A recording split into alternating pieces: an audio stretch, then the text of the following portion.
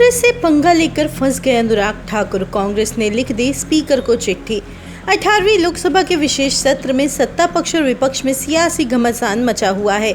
अब तक के दिनों में दोनों सदनों में हर रोज तीखी बहसबाजी हुई है।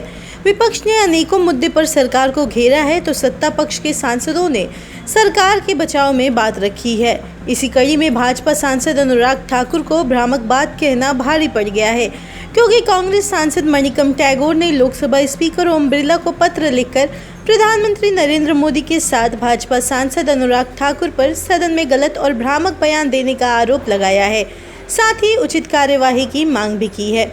दरअसल कांग्रेस ने अनुराग ठाकुर के बयान की सेना को लड़ाकू विमान नहीं दिए गए, सेना को हथियार नहीं दिए और 25 करोड़ लोगों को गरीबी रेखा से ऊपर लाए पर आपत्ति जताई है।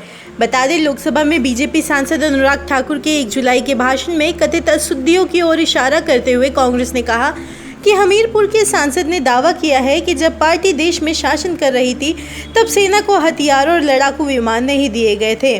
कांग्रेस ने कहा कि हमारे पास जैगुआर, मिग-29, SU-30, मिराज 2000 थे।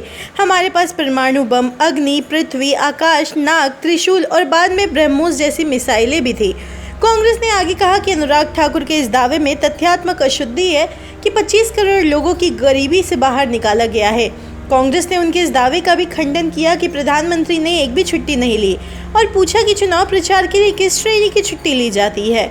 बताते चले कि कांग्रेस सांसद मणिकम टैगोर ने स्पीकर को पत्र में निर्देश 115(1) के प्रावधानों को लागू करने का अनुरोध किया, जिनमें इन अशुद्धियों को इंगित किया गया है, और कहा कि प्रधानमंत्री और अनुराग ठाकुर की ये टिप्पणियां भी भ्रामक है।